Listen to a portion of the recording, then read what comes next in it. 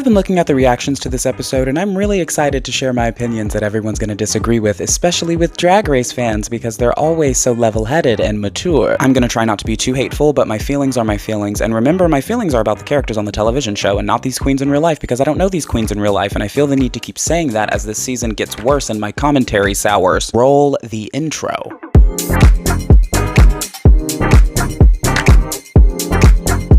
Wait, what did you just call me?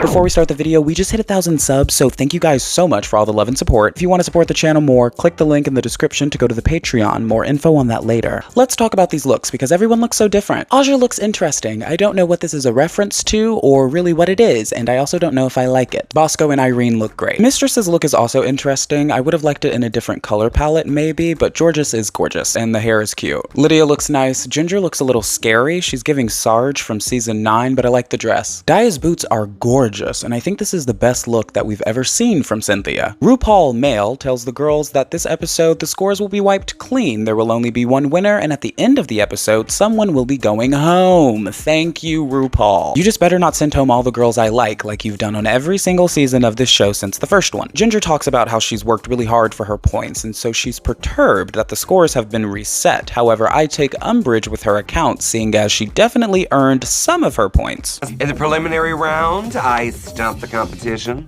I was in the top every week, so I worked really hard for those points. I wish they would have at least been there just as a reminder to the other girls. The points she got in the first few episodes were basically MVQ points given to her by RuPaul, but anyway, if Ginger could just own up to the fact that sometimes the other girls also deserve to win, it wouldn't be so hard to watch her every week, but it seems like she actually thinks she's doing the best. This is a bad episode to make that point though, because Ginger actually did pretty well, so I'm gonna move on. Someone asked Ginger how her bracket was, and she says it was pretty chill, and Bosco says exactly what I was thinking when she said that. I need to know the tea from everybody's groups because obviously we fucking missed it. Yeah, like I feel like ours was pretty chill for the most part. Girl, no, it wasn't. I'm like, that doesn't sound like Daya. Mistress asked Georges and Lydia if they should tell the other girls about her stealing points, and Lydia says, "Should we say that we stole the points?"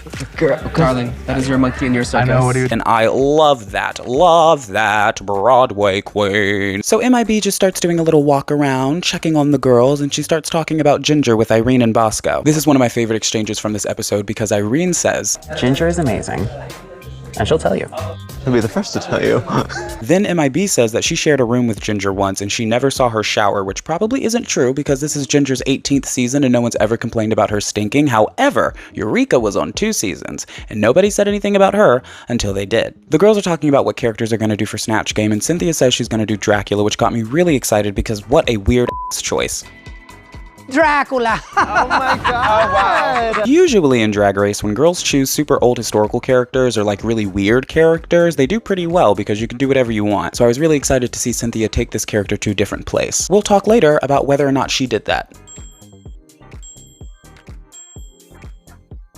This is very off topic, but a lot of the girls are giving little boy drag, and I don't know how I feel about it. Lydia, Irene, and Ginger in particular all look like adults pretending to be children. It's giving RuPaul's 21 Jump Street race. Anyway, I digress. Some of the girls are talking about how they don't want Ginger to do well in this challenge, and by some of the girls, I mean the audience, because we're tired of it being the Ginger show. Okay, everyone is saying that they feel like you're the girl to be, like you're like the Snatch Game girl. I guess I'll just speak for myself because I've already watched this episode. I'm just tired, okay? Can someone else just be in the spotlight for at least an episode, and can it not be Diabetes? I know it sounds like I hate the show, and I don't hate the show, I promise, but like at this point in the season, it feels like work to watch the show, and I'm kind of just only watching to see how much worse it gets. But at the same time, there is literally nothing else like Drag Race on television, so it has a monopoly on this content. So anyway, RuPaul calls some girls over to chat, and he talks like he's never heard of Snatch Game before. You know, Snatch Game is the one. It's the one that decides who is who. Snatch Game is the one. It literally sounds like his brain is slipping out of his butt. One too many coffee enemas, RuPaul. Aja tells RuPaul that she's going to be playing Cookie Tookie, and I understand if Drag Race fans don't know who she is, but I am very surprised that RuPaul doesn't know Cookie Tookie. She is an icon.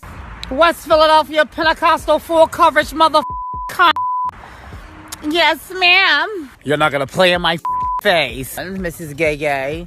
Hi, Miss Gay Gay. MIB has a moment where she talks about her success and cries, and I can't help but to laugh. World, and there's so many times I just like sit on the plane and look out the window and just like, I'm so grateful because I worked so hard. Maybe it was the way it was edited, because I think the producers knew that Mistress was going to be in the bottom this episode, so maybe they wanted the viewer to empathize with her more, but this did not work. Mistress crying and going on about how hard she worked when we just saw her steal points and then call the girl she robbed a fake bitch. Yeah, this moment didn't make us forget about any of that. To be clear, I'm a Mistress fan, but this episode almost made me buy some Carrie Colby merch. Mistress was bothering me so much. Not much more happened in this section, but RuPaul does seem genuinely more engaged with these queens than other seasons, and I like that. I like seeing the host of the show enjoy being on the show that they're hosting. She was originally on Bad Girls Club, which is kind of what I wish this was. Yeah. So I'm gonna live through her. Well, you've kind of made this show that, haven't you? I'm not about to cry. He's not mad. I'm not even mad. Stop. Some people think Drag Race should stop doing Snatch Game, and I disagree. I think the challenge is good, it's just the queens are clearly bored. Watching the Snatch Game, I was genuinely wondering if some of the queens were court-ordered to appear there. Starting off with Bosco, she seemed super nervous, which is unfortunate because I think she actually had some good moments. It just was a bit uncomfortable to watch her as a performer be so unsure of herself. Also, her doing an impression of Cher with a wig with waves in it was a choice, a bad one. The pretty flawless impersonation. This myself. Georges was actually killing me in this bald cap. Hey, cause you know I like to take a picture of the culo with a Kodak. I like to take a pic of the culo with a Kodak. That's so funny. And the way she said it was so funny. She was really funny. Diabetti looks just like Jane Lynch. She wasn't funny. Cynthia's Dracula was absolutely deranged. You can define it at so many ways. Yes, so many ways. Or not at all. I was laughing, and I don't care what anyone says, I was laughing, and so was RuPaul. Was I laughing? Absolutely. Was RuPaul laughing? Yes, she was. And the aim of Snatch Game is to make RuPaul laugh, so if RuPaul laughs, then you did a good job. It's just like in season 17 when Lexi did a horrible job, but RuPaul thought it was the funniest thing because it was so bad. I personally thought her performance was garbage, but RuPaul has already set this precedent of a performance can be so bad that it was good, so it was weird to see what happened a little later in this episode. I feel like Aja was a little bit funnier than the edit we saw. I'm not saying that she killed it, I'm just saying that if you put like a laugh track under her, I don't think it would have been as awkward. Lydia as Pete Burns is doing an impersonation of Alaska, doing an impersonation of Lady Bunny. Finger in your butt. Oh, oh. Say it again. She also, as well, if I could add, was not very funny. MIB as Natalie Nunn scares me. It looks AI generated, but it's not. It's uncanny and I want to burn it. I think this moment... Tell you something, sweetie. I know everybody. All I gotta do call up Pitbull and it's a wrap.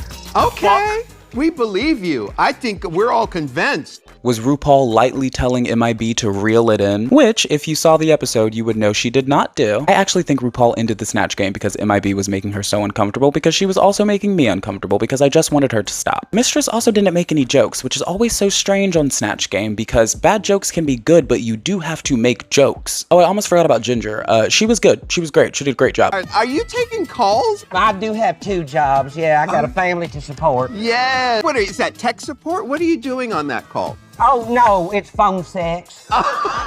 And this is what I mean when I say this is a bad episode to talk about the rigging for Ginger, because she did the best this episode. She also did the best the last episode. After the challenge, Georges is feeling very confident, and she should be, because most everyone was garbage, and I'm just surprised that she was so funny. However, again, the bar was in hell. MIB thinks she did well, and I'm really glad Irene clocked her tea. On my season, I feel like I did so good at Snatch Game. Can I be so real with you? I think you're gonna. I don't think you necessarily slayed it. I think the season 15 Snatch Game was just full of pretty weak characters. Mistress was clearly and by far the worst. Whatever she's I don't want any of it. Aja doesn't feel great about her performance, and she goes to talk to Mistress, which is very self-destructive behavior and not something I would have done. He says, make me laugh. So if you didn't get no laughs, you didn't meet the challenge criteria. Right. Well, yeah. I don't know. We'll see. After that, Aja makes the smarter choice to talk to a trans sister instead of a gay bitch. Aja talks about how girls like Bosco are working girls and how Aja doesn't have those same opportunities. A lot of you have a lot to go back to. You are like a working girly. You know, right now I don't have that. There are days where I could literally end up homeless any second. So basically, Aja is risking her housing security to do drag so she can come on to Drag Race and have Michelle call her drag costumey. This is borderline costumey for me, and it's mostly Aja because of the wings. Also, because Drag Race decided to keep in this clip of Aja telling her sad story, I sure hope they're taking care of her and not just using her for a tearjerker moment. This is absolutely off topic, but Irene has a lot of manly mannerisms, and there's something really hot about that. At the beginning of the episode, she was standing with her legs crossed, but like the the straight guy way. And when she was talking to Mistress, she had this really wide stance. I don't know, something about the whole thing. The alien makes me Tell you thirsty heifer something. I ain't married for love, I married for direct deposit and life insurance. That man had a pension and a boat. I ain't even like boats. Like Snatch Game, this runway was a little, not good. I didn't like it, but RuPaul looked good. And someone clearly has been making her wigs look a little less wiggy, and I love that. Ru goes for if the first lady was a drag queen, and I love that. It's conservative, but Category is tiramisu from suit to serve. Bosco I didn't like, but I appreciate the aggressive styling. Georges was very striking. I loved both looks and I loved the hair. I don't understand what Daya's first look was supposed to look like. I thought it was maybe supposed to be a tracksuit, but it doesn't really look like a tracksuit. The second look was fine, but why show off your butt? And some people might ask why not? And I would say because it doesn't look that good. Everyone has a beautiful body and we're all beautiful and blah blah blah body positivity. At the same time, this is a runway. We're judging your fashion, and if you're gonna make your a part of your fashion, then we're gonna judge the ass, and the ass was fine. Cynthia was beautiful and I liked the first costume, but the reveal was messy. It was a little Nicole moment. Irene was so good. I love queens with a concept, and Irene always has a point of view when she comes out on the runway. I loved Aja's look. She was giving us a little nod to Jasmine Masters with her coming out of the cocoon. Lydia's suit was gorgeous. However, her dress was just a nightgown. It was a nice nightgown. It's just not the best for a runway. I would have loved Ginger's if she wasn't holding it together the whole time. I liked it better when she took it off though. It was a beautiful gown, beautiful gowns. MIB really outdid herself with this one, and I do not mean that as a compliment. I'm wondering if something happened with her designers because these runway looks have not been it for me. Do you remember the cowboy look? It's unfortunate because I want MIB to be like a Tyra 2.0, just a straight stone cold bitch, but stomping the competition. But when you really look at it, Mistress really isn't doing that well, and definitely not this episode. Going back to the Snatch Game, MIB tried to rely on Georges for like a little back and forth, and that was very desperate to watch. I think Mistress knows she's not making it past this episode without lip syncing, and I think you can see her realize that during the critiques. And there were not a lot of jokes. Cynthia's critiques made me feel a little bit better because I really liked her Snatch Game and I was laughing a lot. I just didn't know why. Also, if you're laughing at something and the point is to make you laugh, then how can it be bad? I just don't understand like logically how that makes any sense. RuPaul tells us that Ginger wins the challenge, and Ginger has officially won every single episode of Drag Race she's been on this season, and you know what? Good for her. Everything to say has been said, and honestly, the last two episodes weren't rigged for her. She just did the best, and this episode, everyone being really bad, it helps. The girls come back to the stage and find out that RuPaul Charles has put Mistress Isabel Brooks in the bottom with Cynthia Lee Fontaine. Mistress, I'm sorry, my dear, but you are up for elimination. Oh my God. Aja? I'm sure everyone's jaw at home stayed right where it was, because who the hell else would it be? There was a very funny moment where RuPaul was telling Mistress she was in the bottom, though. Mistress, on a scale of 1 to chin, your runway was the bomb, but your Snatch Game was the fuck? Oh, also, these lip sync looks are lovely. The lip sync itself, though, however, was very... If you want my full thoughts on the lip sync and who won, you can head over to the Patreon, but wait, you get more than just that. You get access to a podcast with exclusive bonus episodes and watch-a-thons, so you can watch the episode with me, and also a bonus review of Untucked. Joining the Patreon helps support the channel and enables me to keep making free content. So I'll see you over there.